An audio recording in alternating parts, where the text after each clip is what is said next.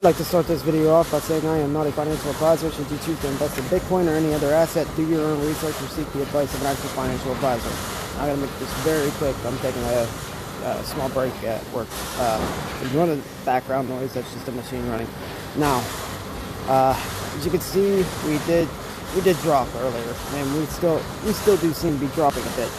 Now, I still believe that this correction is about to end, and if you can't really tell that, you can't really tell that just by looking at what that's showing, what the current price action is doing, because it just looks like the price is going down. It looks like it's getting, it tested the 9,400 support a little while ago, so it seems a bit bearish. But you got to keep in mind, the regular RSI is back in neutral territory. The stock RSI is oversold. Yes, the MACD is still a bit bearish, but look at the BitMEX funding rate. It's about to shift over to negative.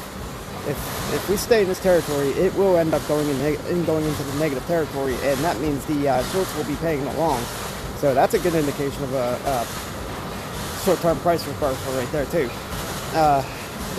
I'm pretty sure that this correction is going to be ending.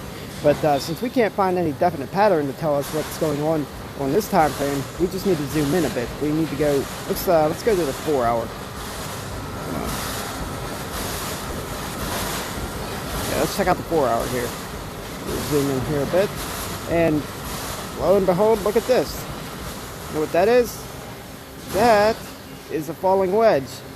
You know what a falling wedge is? A falling wedge is a bullish pattern. A bullish pattern that typically breaks in the upwards direction. I know my drawing does suck, but hold on. Let's see if I can draw that better. Yeah, that's not much better. Yeah, you get the point. It's a falling wedge, short term. Sometimes you need to look at the lower time frames to get an idea of where the next leg up is going to be.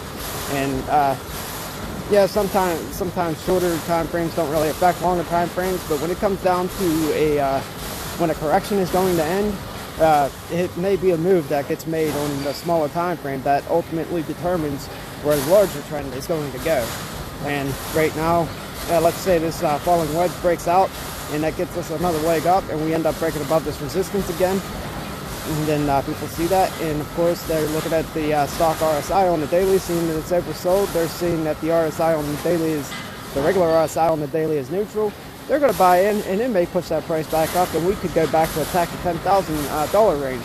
I don't know if you haven't noticed, but we did drop, and we did put in a higher, we did put in a lower high when we did drop. When we did pump and drop, we put in a lower high, but we also put in a higher low. So that's technically considered consolidation. That's not definition of a downtrend. That's the definition of a consolidation. That is technically this would be making like a kind of a symmetrical triangle. But if you stare at these patterns long enough, you could draw so many patterns out. It's just it's a matter of finding the patterns that make the most sense, the patterns that most likely other people are going to see. Because after all, the market is a series of self-fulfilling prophecies, and so a lot of people can see a falling wedge and they prepare for it to break up. They think it's going to break up. Some people are going to buy in, and it may ultimately force it to break up because everybody believes that it's going to break up. You see what I'm saying? So I still am expecting this correction to come to an end sometime soon. So I don't really have anything else to add to this. So with that is all I have for you guys today. I will see you all next time.